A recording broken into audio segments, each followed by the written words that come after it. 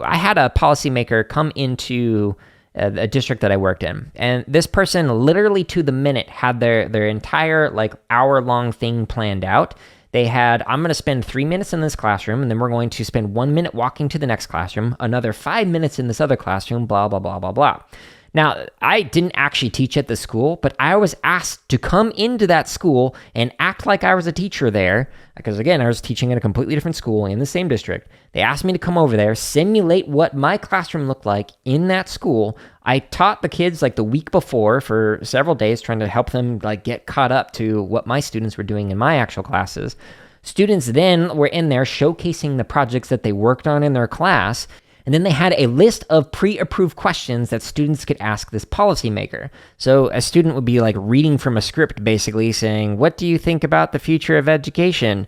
And then the policymaker would say their little buzz line for a moment. And then within 5 minutes, they were gone. And then after that, I never saw those students again because I went back to my actual school, my actual classes, and those kids just kind of continued to do their own thing.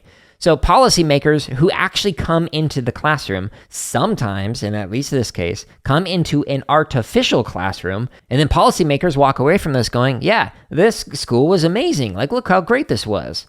These kids like asked such well-informed questions that, were pre-approved by my PR team. And look at all the fancy stuff they have on the walls that they certainly didn't put up the week before I actually arrived there. So not only should like policymakers actually walk into a classroom to see what it's like on a normal day and not just these like scripted PR stunts, but they should actually like go in and figure out what it's like to be a substitute for a day or to teach for a day. Because you know what? It's a lot harder than it looks. There's an idea called the apprenticeship of observation, which is basically a fancy way of saying, hey, you've been in school for maybe 13 plus years if you're in K through 12, and you have observed somebody, you've been apprenticed by all these educators that you have had.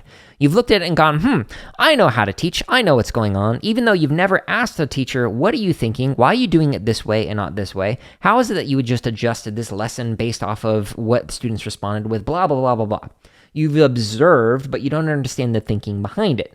So this creates an issue where policymakers think they know what they're talking about because they've observed people teaching for decades, and then they go, oh, I know how to do that as well. I know it's best. Here's what worked for me. But what they don't see is somebody like myself, who has literally worked with thousands of students individually, can go, well, no, the way that I'm teaching you, policymaker, is going to be different than I teach the person next to you based off of their own needs, their own understandings, their perspectives, etc. So long rant to basically say, yeah, there needs to be way more teacher voice and collaboration with people who have all this external influence on what goes on inside of the classroom, because quite frankly, those people don't know what they're talking about because they haven't actually sat down and spoken with educators, and they haven't actually been in a classroom and experienced things from a teacher's perspective. I'll end the rant there. This excerpt of the CSK8 podcast is from episode 191, which is titled The Future of Education According to AI. You can listen to the full episode as well as hundreds more by simply searching for the CSK8 podcast on your favorite podcast app